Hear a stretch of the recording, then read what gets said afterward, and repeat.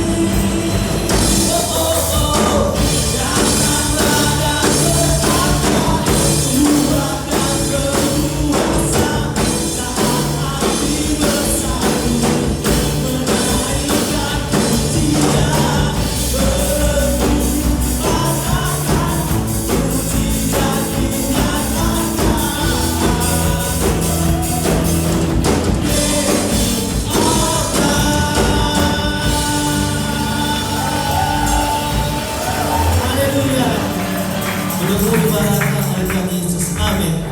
Saatnya kita mau membacakan pengakuan iman rasuli.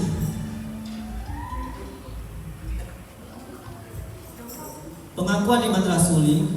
Aku percaya kepada Allah, Bapa yang Maha Kuasa, Kalim langit dan bumi, dan kepada Yesus Kristus, Anaknya yang tunggal Tuhan kita, yang dikandung daripada Roh Kudus, lahir dari anak darah Maria, yang menderita di bawah pemerintahan Pontius Pilatus, disalibkan, mati dan dikuburkan, turun ke dalam kerajaan maut, pada hari yang ketiga, bangkit pula dari antara orang mati, naik ke surga, duduk di sebelah kanan Bapa yang Maha Kuasa, dan akan datang dari sana untuk menghakimi orang yang hidup dan mati.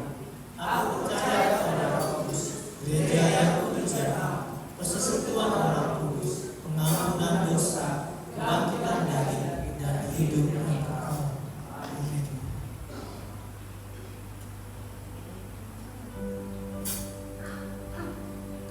Selanjutnya kita mulai masuk kebenaran firman Tuhan. Haleluya Yesus.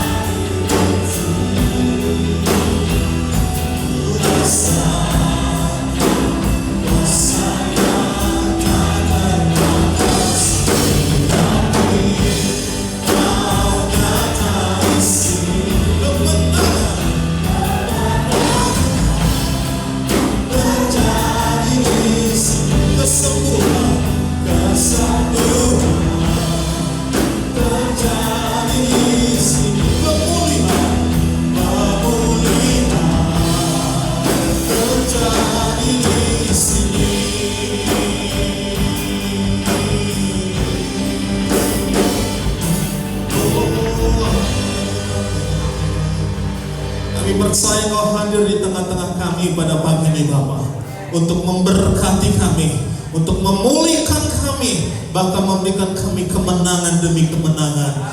Terima kasih Bapa di surga. Kami mau siapkan hati kami untuk kebenaran firman-Mu Tuhan. Berbicara Roh Kudus di tengah-tengah kami. Kami siapkan bencana hati kami. Di dalam nama Yesus kami siap dengarkan firman-Mu. Yang siap mendengarkan firman Tuhan katakan amin. Berikan tepuk tangan untuk Allah kita yang luar biasa. Silakan duduk saudara Tuhan kasihi. Puji Tuhan. Haleluya. Yesus kita dahsyat. Saya bersuka cita bersama-sama dengan saudara pagi ini. Dan kebaikan Tuhan, anugerah Tuhan, kasih karunia Tuhan yang luar biasa. Amin. Dan kita tak peduli apa yang terjadi hari-hari ini. Yang kita peduli bahwa Tuhan tetap bersama dengan kita. Haleluya. Saudara Tuhan kasihi, tema pada bulan ini bicara tentang kemenangan. Tidak ada orang yang menang murung-murung, katakan amin. Tidak ada yang menang, orang menang lesu-lesu, tapi orang menang sukacita. Iya kan? Jadi kalau saudara menang, saudara bersukacita, adalah satu hal yang luar biasa. Dan hari ini saudara kasih, kita akan bicara tentang satu tema yang luar biasa. Dan minggu ini adalah minggu ketiga, minggu besok minggu keempat, dan kita masuk bulan Agustus. Dan terasa Natal kemarin tahun lalu akan terulang kembali tahun ini. Dan kita berdoa saudara Tuhan kasih saudara tetap sehat-sehat saudara. Amin. Walaupun kantong agak tipis, ya kan? Walaupun dompet sudah tidak ada uang, tapi percayalah Tuhan tetap memenuhi keperluan kita. Saudara Tuhan kasihi, satu hal yang luar biasa yang hari ini kita mau dengar, bahwa kemenangan itu harus kita miliki. Orang menang bukan berarti tidak pernah kalah, Bapak Ibu. Sekali lagi, orang menang bukan berarti tidak pernah kalah, tapi dia bangkit dari kekalahannya, itu orang pemenang. Nah saudara kasihi, saya rindu kita semua belajar dari satu tokoh yang luar biasa. Dan tidak ada tokoh yang bisa menyeramai dia, yang menyerupai dia, menyamai dia, tidak ada. Bahkan Paulus tidak bisa. Nabi Rasul kalah sama dia, karena dia membuktikan bahwa dia adalah teladan yang luar biasa. Dia bisa membuktikan bahwa dunia saat dia harus memenangi sebuah pertempuran, dia bisa jadi contoh. Dan satu teladan yang luar biasa yang hari kita pelajari, bagaimana seorang tokoh ini dia bisa memenangkan seluruh pertempuran yang terjadi. Bukan Daud. Daud menang fight secara fisik, tapi tokoh ini adalah menang atas hidupnya. Mari kita buka dalam kitab Matius pasal yang keempat. Kitab Matius pasal yang keempat, ayatnya yang pertama sampai dengan ayatnya yang ke-10. Izinkan saudara catat baik-baik apa yang menjadi pokok pembahasan kita pagi ini. Dan izinkan saudara minta kekuatan Roh Kudus untuk seperti yang Yesus lakukan dalam hidupnya. Pencobaan di padang gurun. Temanya aja ngeri Bapak Ibu. Pencobaan di padang gurun. Saudara, kalau pencobaan saudara di jalan raya bisa menang. Saudara pencobaan di kantor bisa menang. Saudara pencobaan di keluarga saudara bisa menang. Dan yang jauh, berarti kalah terus. Tapi Yesus tempatnya aja, posisinya saja sudah mengkhawatirkan Bapak Ibu. Di padang gurun. Kalau saudara pencobaanmu seringkali di rumah begitu, di kantor itu masih ada AC. Tapi kalau Yesus di padang gurun, tempat yang paling terik Bapak Ibu. Ayat yang pertama bilang begini, ayat yang pertama, saudara yang kedua. Maka Yesus dibawa oleh Roh. Perhatikan itu, oleh Roh ke padang gurun untuk dicobai iblis. Ayat yang kedua.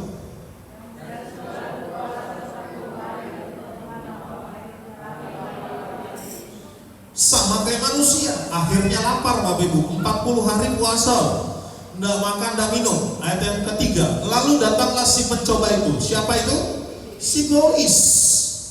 Makanya kalau si Iblis itu harus diusir dan berkata kepadanya, jika engkau anak Allah, perintahkanlah supaya batu-batu ini menjadi roti. Ayat yang keempat.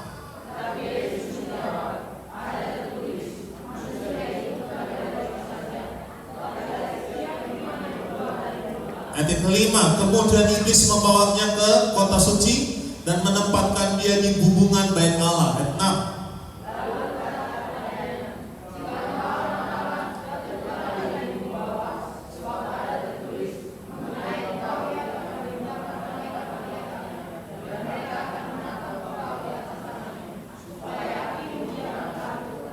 Ayat 7 katakan begini, Yesus berkata, ada pula tertulis, janganlah kau mencobai Tuhan Allahmu. 8.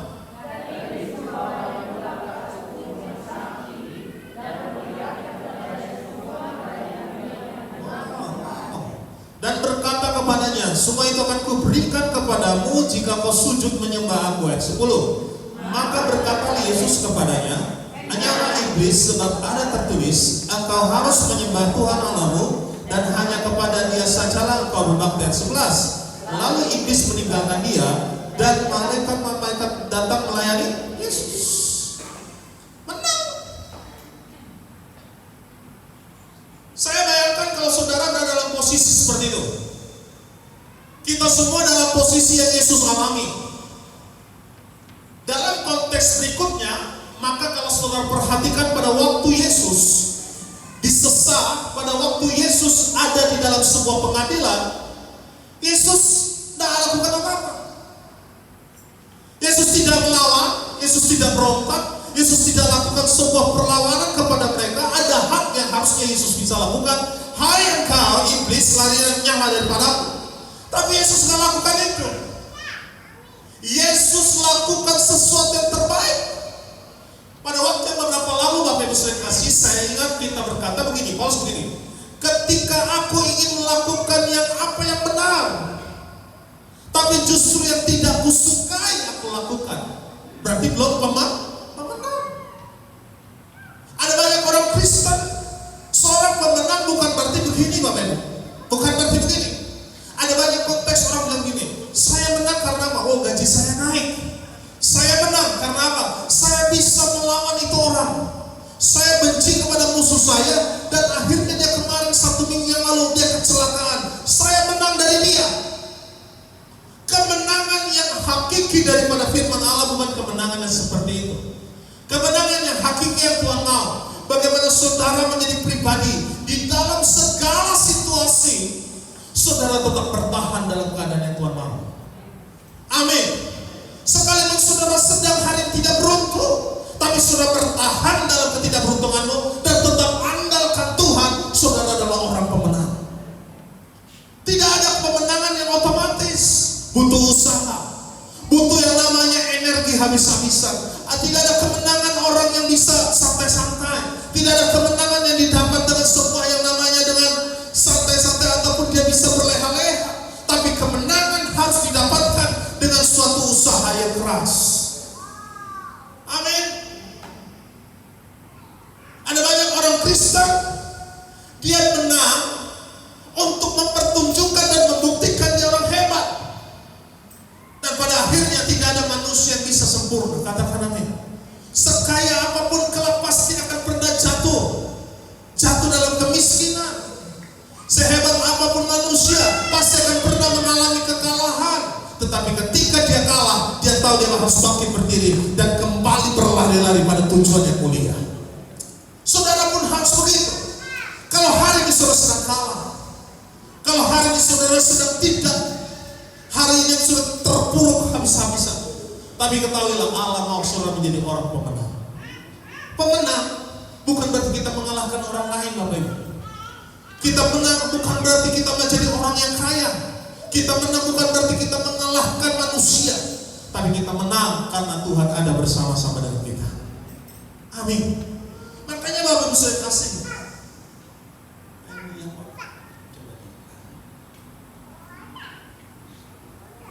Kenapa saudara perlu orang menangku ini? Di saat badai bergelora, kan terbang bersamamu, Bapa kau Raja atas semesta. Poinnya itu.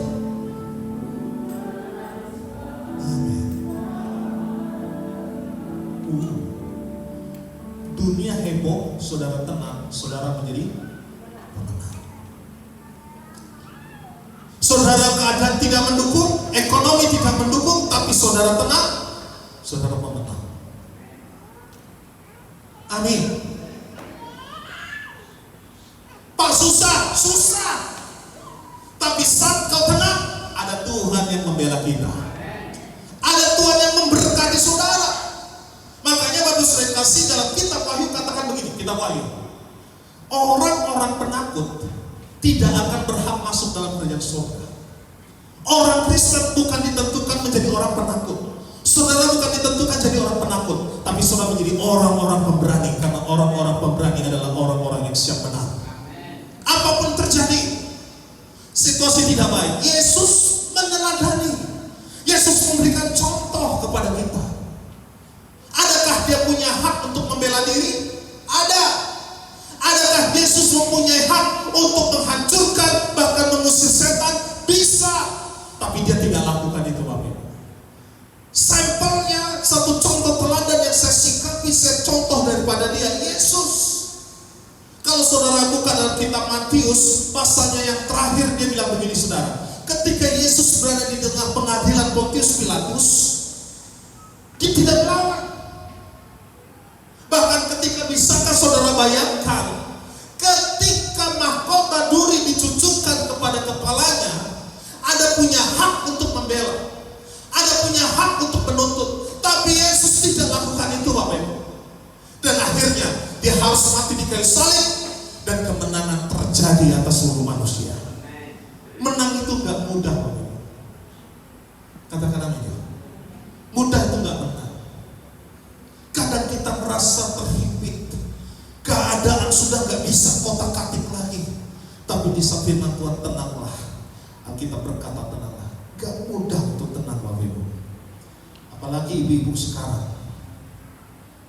Uang masuk sekolah, Bapak Ibu, ampun-ampunan. Teman saya bicara, Bapak Ibu, persembahan 1 minggu, 2 minggu, 3 minggu ini merosot drastis. Ditanya, kenapa persembahan agak sedikit? Karena semua ngurus sekolah, Pak. Seragam saja habis 2 juta. Lalu uang sekolah, maaf Bapak Ibu, sampai ada yang namanya daftar ulang. Saya nanya, kalau muridnya lari-lari gitu ya, baru daftar ulang, wajar gitu. Loh, dia sekolahnya di situ terus, kok perlu daftar ulang? Memangnya muridnya lari-lari begitu? Sampai akhirnya, daftar ulang dulu, daftar ulang. Itu saja butuh biaya.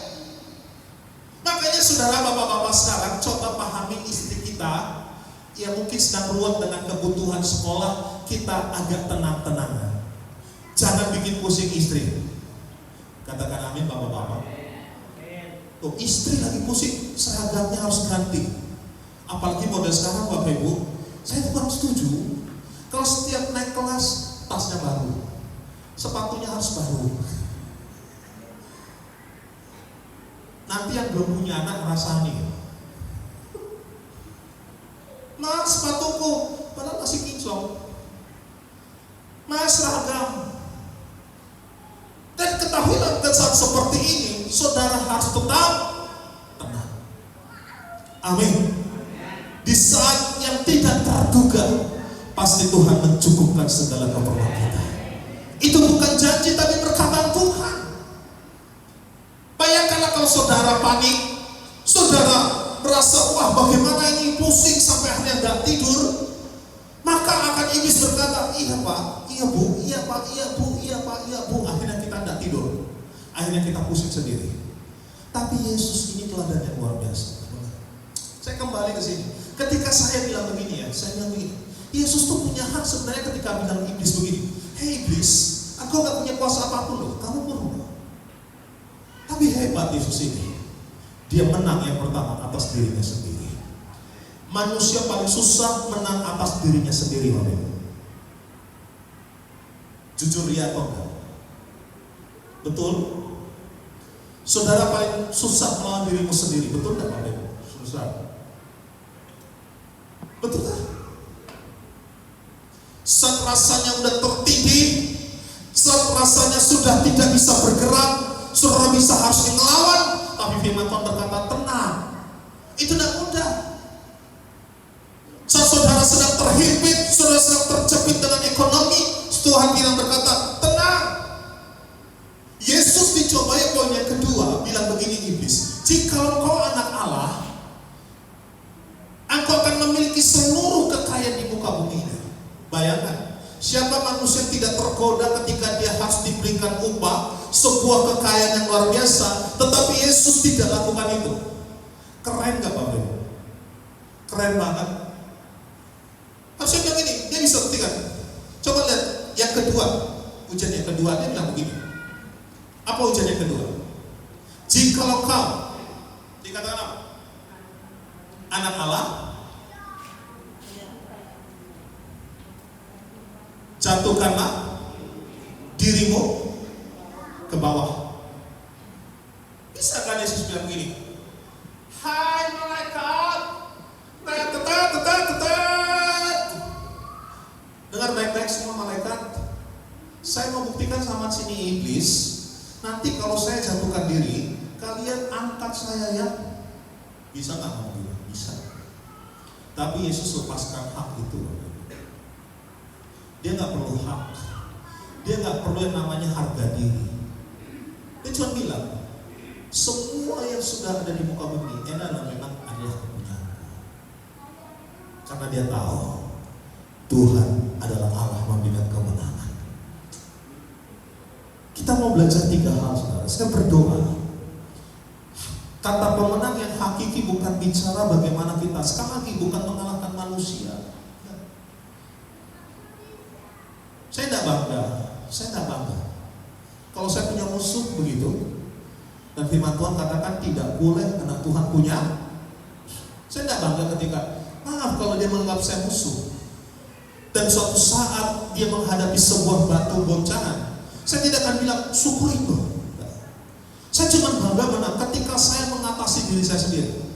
Ketika dia menjelekkan saya, mencaci saya, membuat saya terhimpit, terjepit, tapi saya bisa tenang. Oh, itu kemenangan yang luar biasa. Kemenangan yang luar biasa. Makanya Yesus ingat ketika 12 murid Yesus berkumpul kepada mereka. Guru, jikalau manakah kami ingin yang terbesar di antara kami? Yesus sudah bilang begini saudara. Pada waktu itu Yesus membuat air di tempatnya. Dan yang pertama kali dia bilang begini, aku memberikan teladan kepadamu. Murid-murid duduk di bangku dia, dan Yesus mengambil air tempatnya, lalu dia membasuh kaki murid-muridnya. Makanya saya beruntung Bapak Ibu sudah punya Yesus yang dahsyat. Kekayaan yang kita kejar selama dunia ini akan habis Bapak Ibu.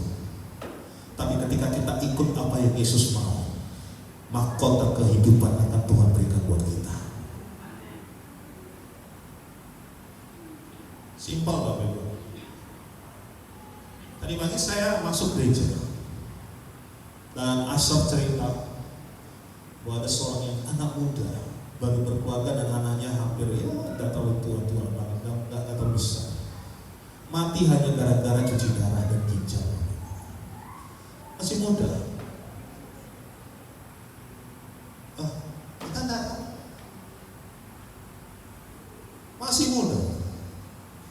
Jadi kematian itu bukan untuk yang orang tua saja, betul nggak? Dan saya kemarin cerita dalam ibadah, ada tadi malam kami ibadah. Saya bilang di gereja kami itu ada orang yang paling tua. Dan saya lihat orangnya nggak pernah mikir. Beneran. Saya bilang sama mereka, kalau saudara lihat di YouTube channel gereja kami, lihat, dia sering kesorot sama kamera, dan dia tidak pernah tepuk tangan santai. Dia tepuk tangannya kayak ke sorga. Terbang. Orang Ambon saya bilang begitu. Dia lebih tua dari gembalanya saya bilang. Tapi kalau saudara korek kehidupannya, persoalannya sebesar gunung Bapak Ibu. Betul nggak Pak Matus? Umur Bapak berapa? 82. Ada yang umur 82 sini? Nggak ada, beliau paling tua Bapak Ibu. Tapi lihatin baik-baik, 82 kalah dengan 35, kalah dikrat-dikrat pujiannya saudara. Saudara perhatikan, kalau saudara korek keluarga beliau, babak belur. Tapi Tuhan bisa menangkan dia. Lihat baik-baik. Saya cuma bilang begini, andai kata saudara punya pergumulan persoalan bayangan, maaf saudara, beberapa orang harus keluar dari yang namanya kepercayaan Kristus, tapi tidak pernah membuatnya mundur daripada mengikut Tuhan. 8:30 sudah stay di gereja, sementara yang masih muda jam 9:10 masih bergegas-gegas. Saya berdoa upahmu besar di saudara. Loh, kita yang muda-muda jangan kalah. Bayangkan pergumulan yang sebesar apapun, Alkitab katakan kita harus tenang seperti Yesus. Yesus tenang, calm down. Dia nggak seperti saudara dan seperti kita semua. Baru saja nama kita dicaci maki, difitnah, kita berontak, kita melawan. Tapi Yesus tidak melawan, Bapak. Hebat Yesus ini. Perhatikan baik-baik. Ada 3 hal yang saya sampaikan kepada kita. Yang pertama, lihat saudara ayatnya yang ketiga.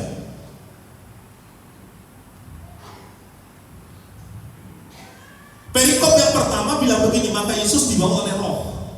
Saya nggak ngerti saudara, Roh itu Roh besar, Roh Kudus, sengaja untuk dia bawa ke padang gurun. Lalu dikatakan begini saudara, ayat yang ketiga.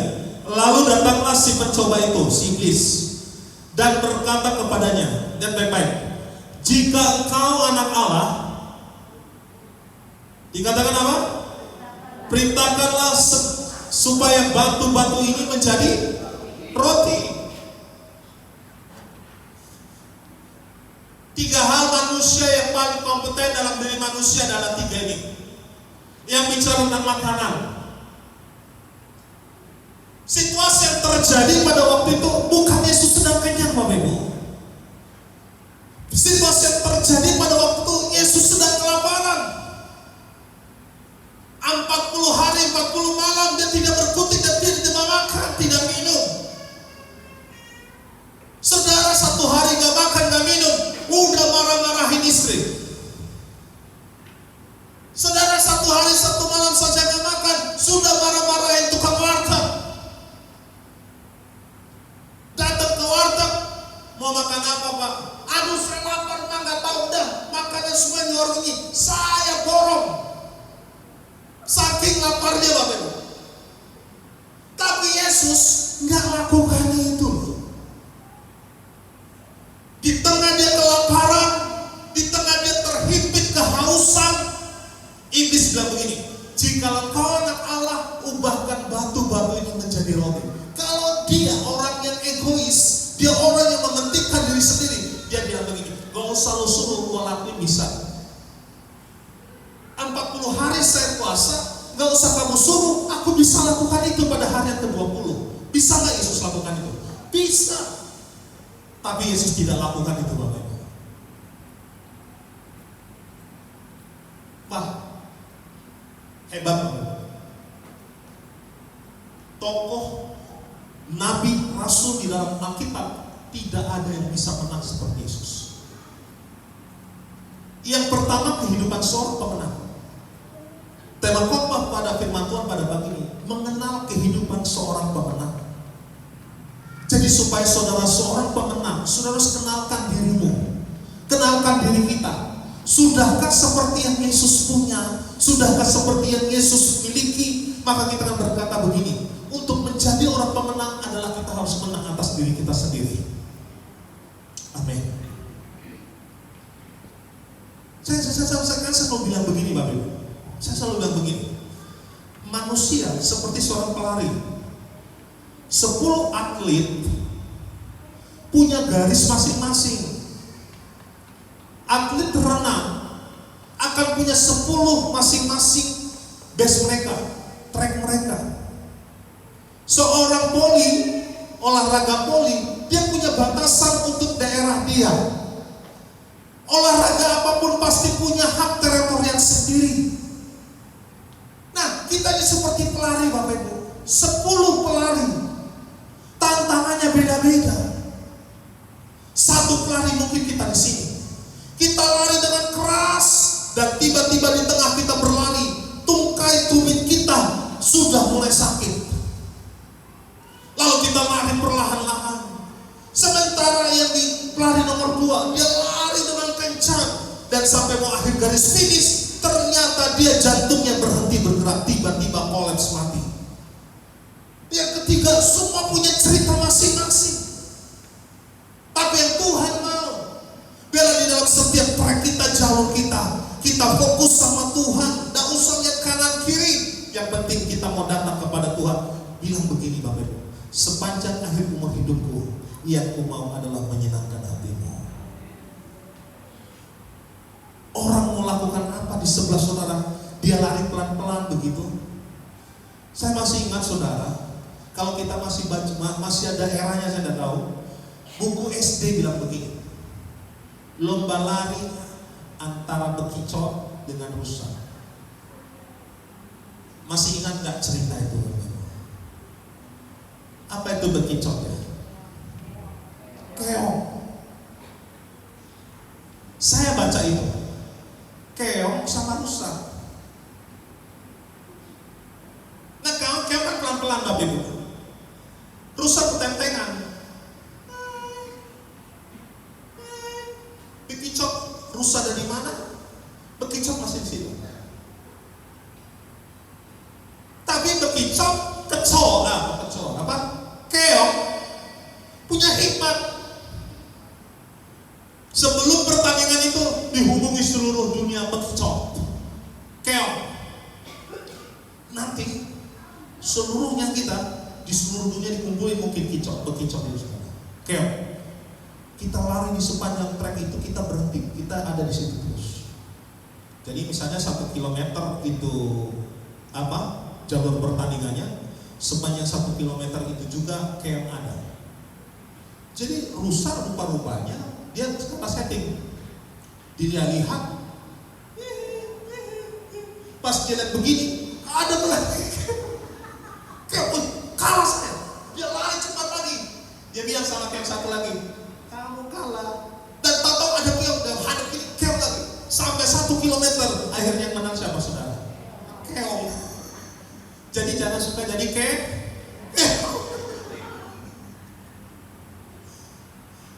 Saya cuma mikir gini, saudara, hebat ya.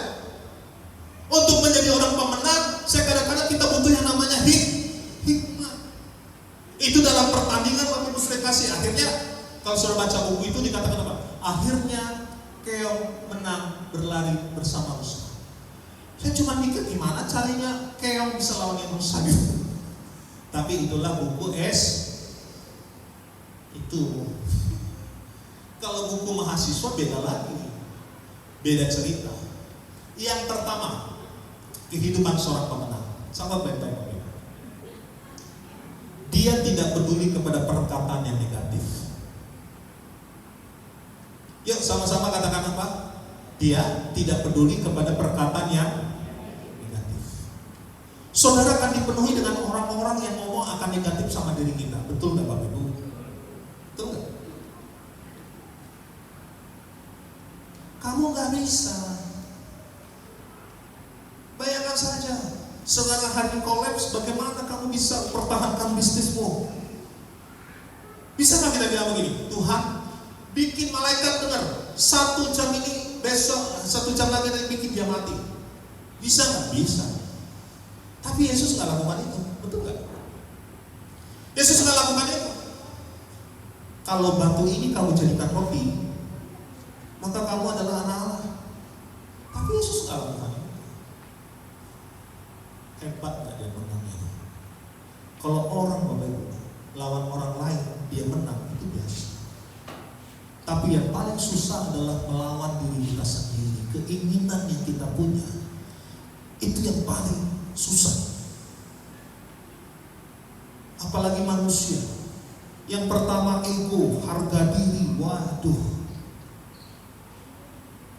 kalau udah diacak-acak harga diri, itu bisa siapapun manusia bisa ambil itu parah.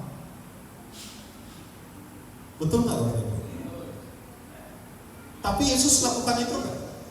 Iblis nggak tahu. Jika kau anak Allah, dan ngomong anak Allah, jika kau bisa ubahkan batu-batunya menjadi roti, wow. Saya kalau jadi Yesus peduli amat. Sini batu, berapa batu? Menjadi roti. Tantang oleh iblis. Berapa roti? Segunung, ambil gunung sini. Bisa nggak Yesus ngomong gitu? Dia bilang ini, simsalamim alam kadang-kadang usbah maupun nama roti. Tapi Yesus nggak lakukan itu. Hebat nggak saudara Yesus? Hebat. Kita baru dibilang begini aja nih, baru dibilang begini. Apa kabar kamu?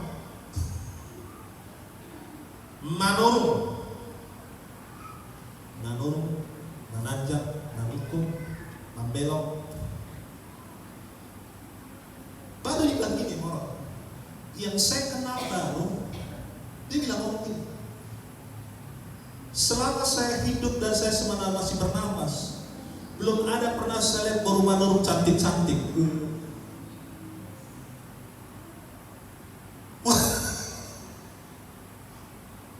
Coba respon saudara dengan seperti apa ibu-ibu yang masih muda.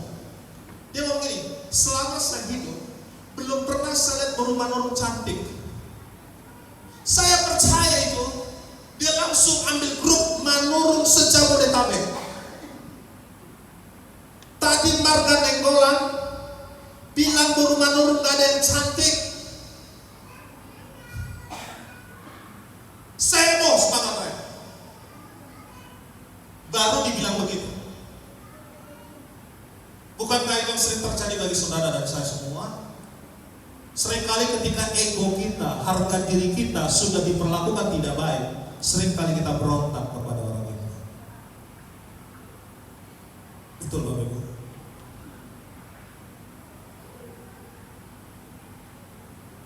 Orang banyak, kamu kok jelek banget, kamu kok bodoh banget. Kita lebih sering mendengarkan perkataan yang negatif daripada yang positif. Yesus bilang dengar, iblis bilang ini, jikalau kamu anak Allah, berarti iblis tahu sedang mencoba Yesus. Tapi Yesus tidak membalas perkataan yang negatif, dia tidak peduli. Makanya Bapak sering kasih saya penutupan ini, menanglah saudara atas diri sendiri. Katakan amin. Menang. Jangan saudara langsung berontak.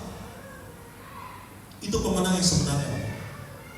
Saya mencatat pemenang yang sejati adalah pemenang yang atas dirinya sendiri. Kalau saudara dibilang orang jelek, katakan amin. Puji. Saudara dibilang orang miskin, katakan puji.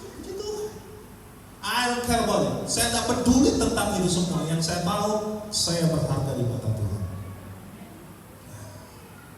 Saudara yang bilang orang dari dulu sampai sekarang tetap kontrak seperti Yesus dulu sekarang sampai selamanya tidak berubah. Kalau sudah dibilang dari dulu sampai sekarang Bapak Ibu tidak berubah, ngontrak terus, katakan Allah sedang menyiapkan rumah yang terbaik untukku di sorga. Amin. Tidak peduli rumah besar, rumah kecil di bumi, semuanya akan tinggal. Makanya saya gak mau bikin rumah gede-gede. Beneran itu. Jerman ya. Rumah gede-gede Bapak Ibu, ngepelnya kita udah mikir.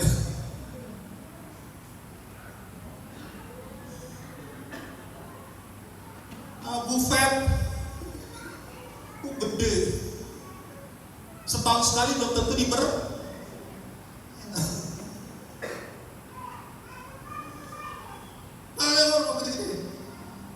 Lebih baik rumah saya di surga besar.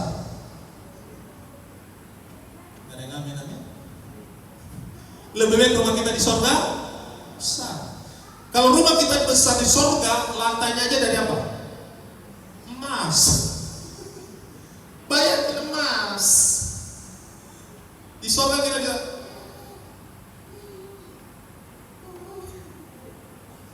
Di muka bumi ini rumah kita seperti itu, gak berubah, tetap keramik. Kalau di surga emas saudara injak-injak. Amin. Jadi gak usah peduli orang bilang, kok Bapak dari dulu sampai sekarang sampai mau mati tetap ngontrak. Jangan pedulikan itu. Kok Bapak dari dulu sampai sekarang, Pak maaf ya Pak, maaf. Kenapa? Penampilan Bapak gak berubah-berubah. Bilang berkata sekarang pun bilang tidak berubah. Penampilanmu di surga akan berubah. Amin. Jadi tidak usah pedulikan omongan orang yang negatif. Apapun yang manusia bilang tentang negatif tentang kita, yang kita tahu Tuhan lebih baik dari apapun juga. Amin. Mari saudara, hari ini saya berdoa saudara menang atas diri saudara sendiri. Yang pertama, kehidupan seorang pemenang, dia tidak mempedulikan perkataan yang negatif dari orang lain. Seperti siapa? Yesus. Yang kedua, Bapak Ibu saudara kasih, lihat ayat yang kelima, dikatakan apa? Kemudian iblis membawanya ke atas bait suci dan menempatkan dia di bumbungan bait Allah. Lalu yang ke-6, lalu berkata kepadanya, jika kau anak Allah, ada satu perkataan lagi, statement yang berkata, jikalau kau anak Allah, jatuhkanlah dirimu ke bawah, sebab ada tertulis mengenai engkau, ia akan memerintahkan malaikat-malaikatnya dan mereka akan membumbung kau di atas tangannya, supaya kakimu jangan terantuk kepada batu. Apa? Kepada?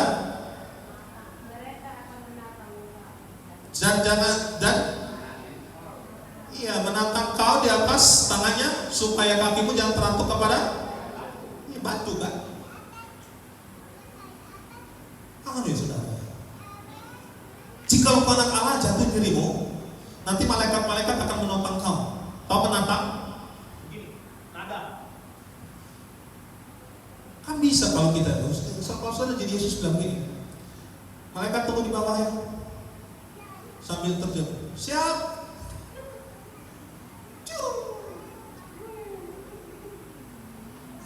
Kan malaikat banyak kan? Malaikat iseng juga gitu, di bawah gitu.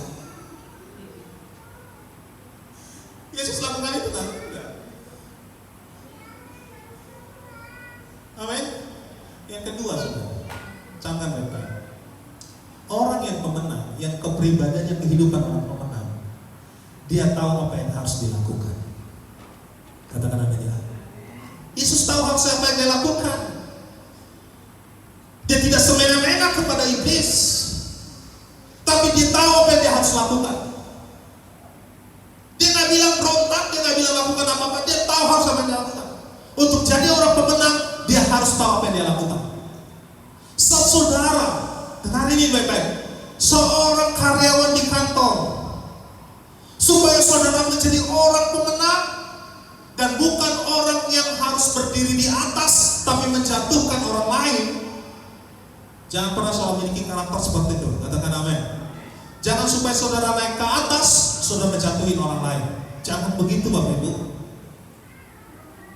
Dunia itu karakternya gitu. Dia mau naik ke atas, tapi jatuhin dulu teman-temannya. Tapi ingat baik-baik, kalau saudara tipe seperti itu hari ini bertobat Bapak Ibu. Ada satu kelak nanti mungkin saudara ada di atas, tapi akan ada yang namanya tabur tuai. Engkau akan dijatuhkan oleh orang-orang yang di bawah kau. Tapi kalau kau menunjukkan kau orang pemenang, engkau bisa naik ke level 1 dengan prestasi kerja yang luar biasa, dengan kinerja dan loyalitas yang kau punya, maka upahmu besar di surga. Keren. Bagaimana caranya supaya kita punya kinerja yang baik? Saudara bikin kompetensi dalam diri saudara semakin menjadi lebih pintar dan cerdas. Kalau di kantor saudara masuk jam 8, saudara harus datang jam 7. Bos datang, Pak, udah duluan? Iya Pak. Hari kedua, saudara stay di meja saudara. Wah, saya percaya saudara, bosmu akan terpesona dirimu. Dia langsung bagian ke personalia dan SDM bilang begini, naikkan gajinya. Berapa Pak? Berapa gaji dia? 12 juta. Naikkan 24 juta. Menang karena apa? Dia tahu apa yang harus dia lakukan. Jangan saudara naik ke atas menjadi orang nomor 1, tapi saudara berkompetitif dengan orang lain. Maaf ya, tetangga punya TV 15 inch. Nggak ada TV 15 inch Pak. Nggak ada. TV 21 inch. Pendeta gua bilang gua harus menang. Tapi punya 21 inch. Glodok. Beli dong. Yang berapa inch di atas 21? 29. Lewat dari depan rumah tetangga, bawa TV-nya nggak pakai dus. Bawanya sampai ini ngomong gitu. Hati-hati TV yang 29 inch ya bawahnya. Lebay loh. Maksudnya supaya apa ngomong gitu? Supaya tetangganya tahu deh TV baru 29 inch gitu loh, 21 inch. Lu baru 21 inch, gua 29 inch. Dengerin tuh. Yang satu juga dengar. 29 inch, buset. Beli yang lebih tinggi. Tapi beli 29 inch. Akhirnya saudara kasih tetangga-tetanggaan saing. Siapa yang ingin menjadi menang dulu? Itu baru TV. Belum motor. Tuhan gak mau kita menjadi orang pemenang seperti itu. Yang Tuhan mau bukan pemenang yang hakikinya seperti itu arti pemenang. Amin. Dan ibu-ibu, ini ibu-ibu terus Pak Pendeta. Iya.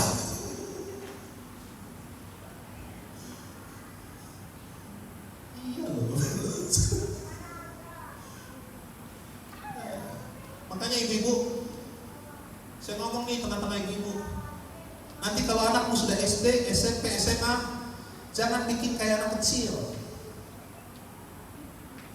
Amin. Amin ibu-ibu. Saya heran gitu. Dari SD, SMP, SMA harus ditungguin waktu sekolah. Yang nungguin ada 10 orang. Akhirnya jadi ngerupi. Ambil rapot ini. Anak lu dapat berapa PKN? 82. Anak gua dong. Tahu nggak berapa? 85. Ibu satu lagi bilang, baru 85. Anak gue nggak disuruh belajar aja, belajar sendiri. Berapa nilainya? 87. Berapa ibu itu? 4. Pokoknya 10 ibu-ibu ini ribut cuma masalah nilai. Baru 1 mata. Bayar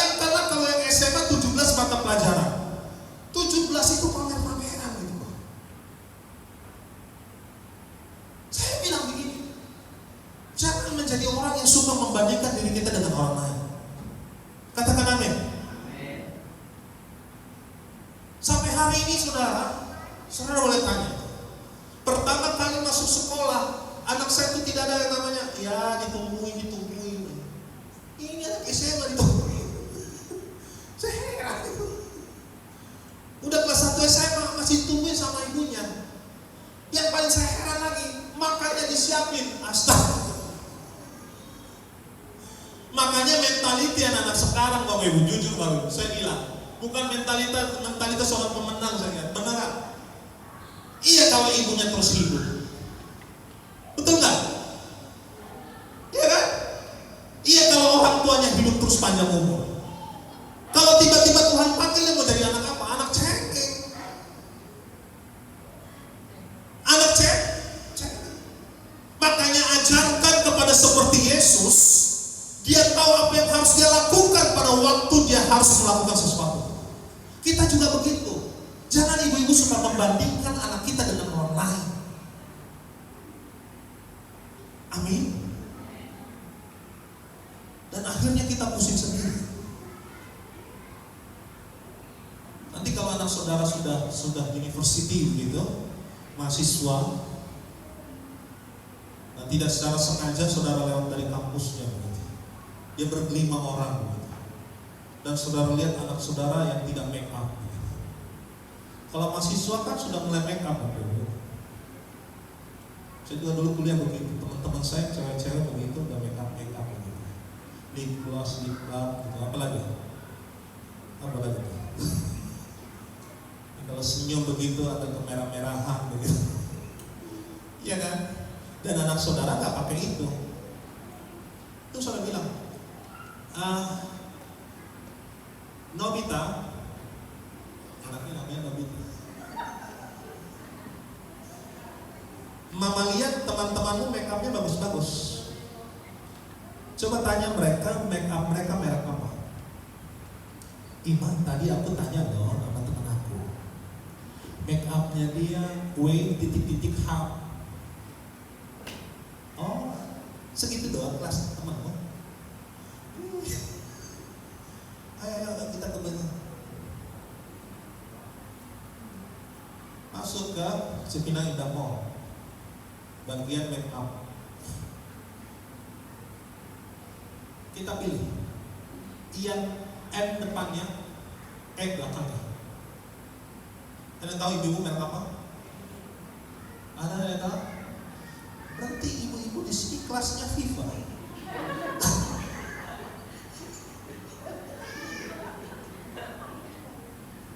Tuhan Yesus tolong. Dulu sekarang sampai selama-lamanya mereknya apa?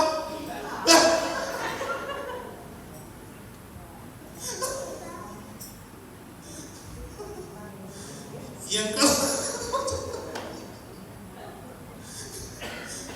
pakai 5 menit Lun,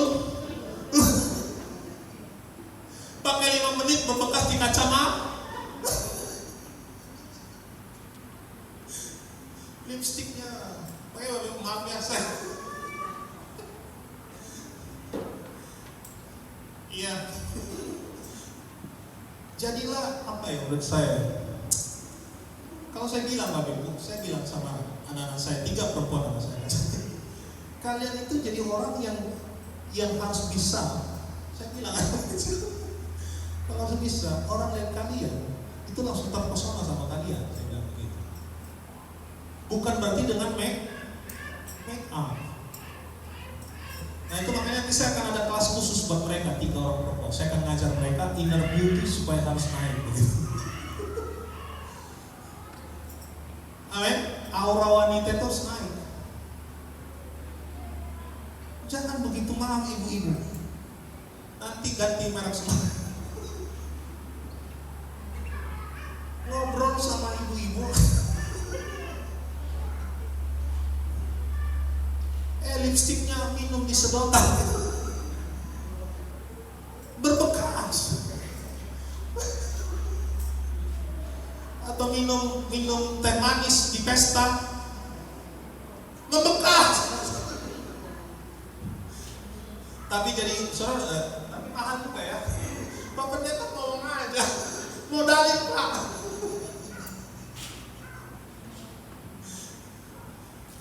Jadi saya bilang, jangan suka membandingkan dirimu dengan orang lain. Jadi kita harus tahu apa yang harus kita lakukan pada waktu kita harus bertindak. Jangan suka banding-bandingkan. Saya banyak suka banding-bandingkan. Benar? Iya. Jadi siapapun saudara hari ini, ya apalagi ya itu dia. Kok anak dia cantik, anak gua enggak? Anak dia pintar, anak gua udah disuruh pakai satu-satu. Belajar nggak pintar-pintar. Saya percaya saudara semuanya punya kelebihan masing-masing. Yang ketiga yang terakhir. Yang ketiga yang terakhir. Di ayat yang ke 8. Yuk kita baca sama-sama ayat 8. 1, 2, 3 ya. Kata membawanya pulang ke atas gunung yang sangat tinggi dan memperlihatkan kepadanya semua kerajaan dunia dan kemegahannya. Dan berkatalah kepadanya, semua itu akan kuberikan kepadamu jika kau menyembah aku. Maka berkatalah Yesus kepadanya, nyalah kau, sebab ada tertulis, engkau harus menyembah Tuhan Allahmu dan kepada Dialah engkau harus berbakti. Bakti ada di sini nggak pernah berbakti. Satu marga lah yang saya. Yang ketiga yang terakhir. Yang pertama kehidupan seorang pemenang adalah dia tidak peduli perkataan negatif. Yang kedua dia tahu apa yang harus dia lakukan. Yang ketiga fokusnya adalah Tuhan yang dimuliakan. Ya.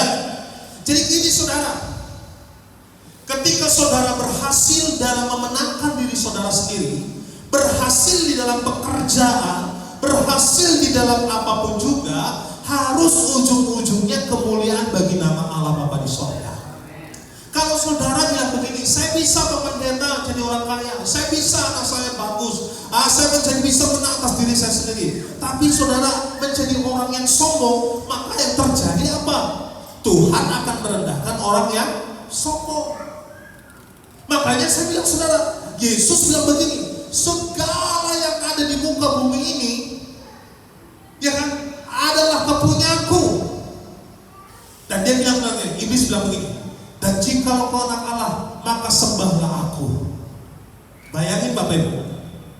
Tapi dia memenangkan semuanya itu, dia bilang begini, segala sesuatu di muka bumi ini haruslah menyembah Allah satu-satunya. Mari kita saya berdoa bagi saudara tempat ini untuk jadi orang pemenang, maka segala-galanya untuk kemuliaan nama saudara. Ya, amin. Saudara diberkati semuanya untuk kemuliaan Allah. Saudara terkenal segala-galanya untuk kemuliaan Allah.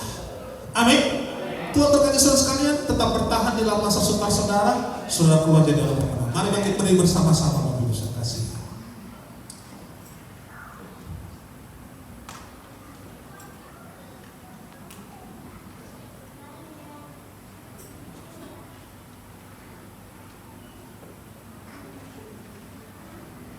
Yuk kita bangkit berdiri. Saudara orang pemenang ya. Amin. Yuk kita bangkit berdiri. Situasi apapun juga yang kita alami, Tuhan tetap bersama-sama dengan kita. Yes, ya Tuhan. Yesus menang atas dirinya sendiri. Yesus menang atas iblis. Yesus menang atas setiap pencobaan ujian yang dialami. Yuk jadikan lagu ini menjadi iman dan tekad kita di hadapan Tuhan. Menjadi sebuah hal di mana kita tetap bertahan dalam segala situasi.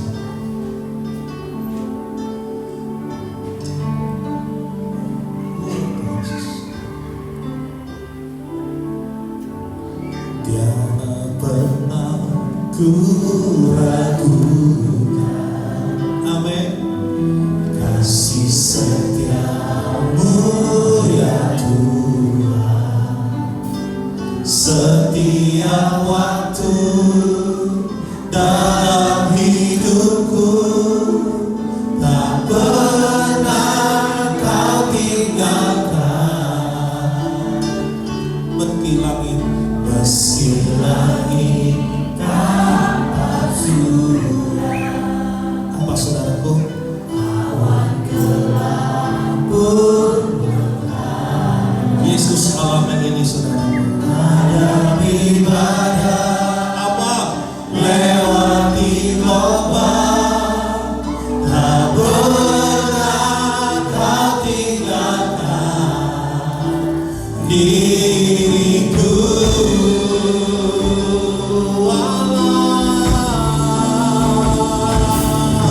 Walau seribu dewa di sisi, Amin.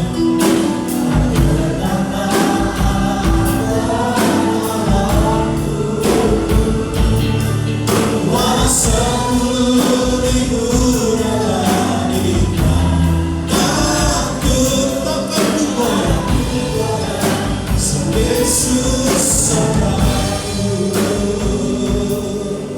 Mari sama-sama naikkan dengan iman lagu puji ini saudara. Tiada pernah kurang.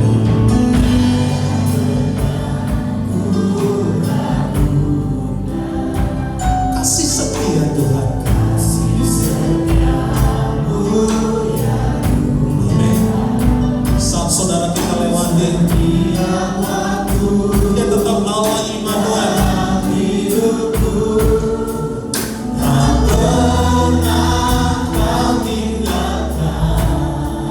Meski langit tampak suram,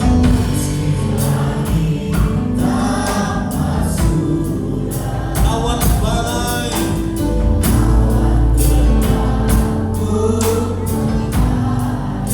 amin saudaraku. Lewati, tak pernah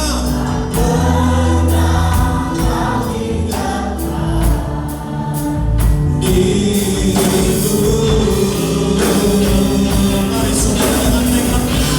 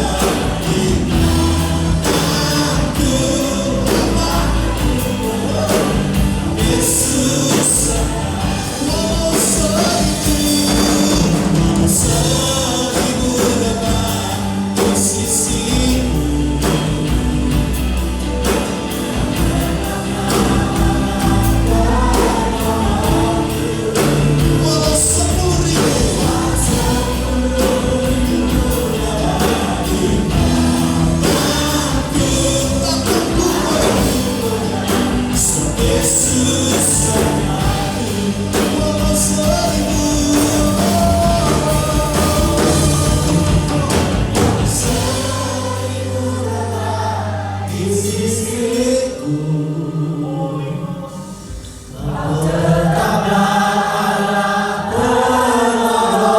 percaya dengan iman kita, amin saudara. Walau 10.000 di kanan, Ingat baik-baik, takkan ku goyah, sebab Yesus sertaku.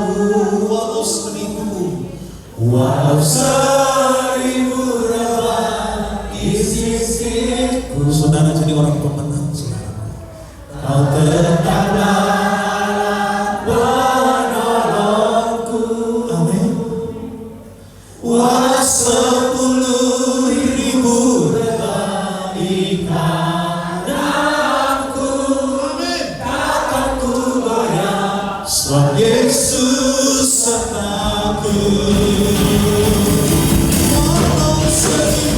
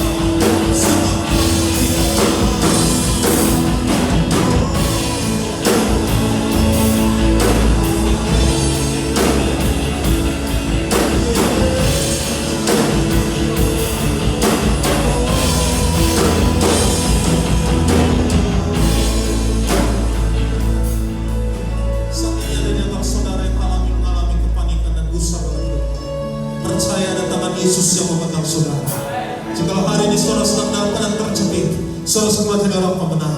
Bertahan dalam segala situasi apapun yang kau miliki hari ini. Saudara harus berjalan dalam kasih Kristus. Saudara berjalan dalam iman kasih kebaikan Tuhan. Hari ini percayalah ada tangan Tuhan yang memegang saudara. Percayalah saudara hari ini. Saudara percaya kepada Yesus. Taruh kedua tangan kita di dada kita pada pagi ini. Dengan tindakan profetik daripada Tuhan, angkat kedua tanganmu dan taruhkan di dada saudara tanpa terkecuali yang ada dalam ruangan ini. Lingkupiku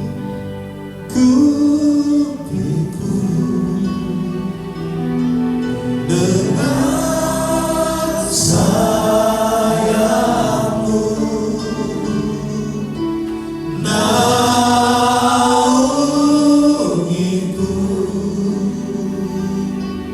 dalam kuasa-Mu.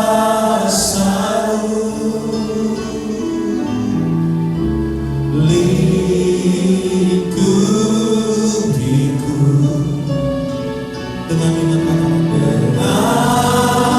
sayapmu, naungiku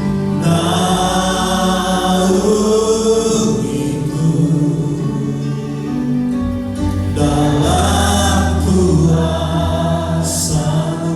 Dengan iman katakan di saat badai bergelora, Ku akan terbang bersamamu. Bapa Kau Raja atas semesta. Apa saudaraku? Dengan amin. Allah Tuhan. Taruh tetap kedua tangan saudara di dalam. Hanya bunyi dengan sungguh-sungguh lingkupi. Katakan kepadamu. Lingkupiku dengan sayapmu, naungiku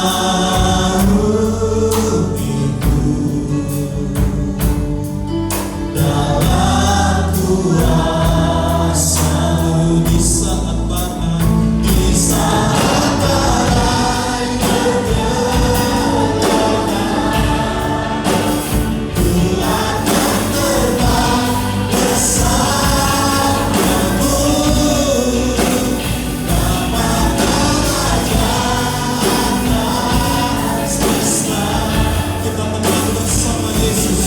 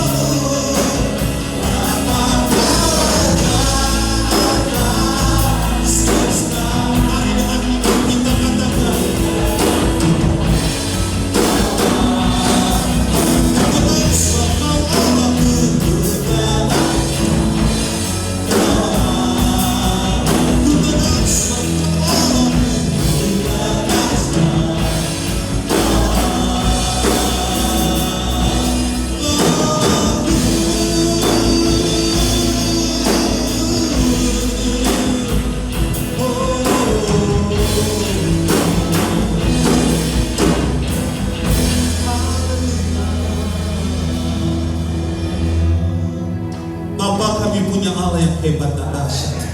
Hamba berdoa biar kami semua Tuhan tampil seperti Yesus, yang dalam keadaan situasi apapun tampil sebagai seorang pemenang. Bapa, saya berdoa biarlah mentalitas Yesus turun di tengah-tengah umat-Mu. Kami menjadi orang-orang pemenang Tuhan. Terima kasih Bapa di surga. Dalam keadaan apapun juga, situasi apapun juga, kami percaya Yesus tetap bersama-sama dengan kami. Terima kasih Bapa di surga untuk firman-Mu. Kami berdoa di dalam nama Yesus Kristus Tuhan.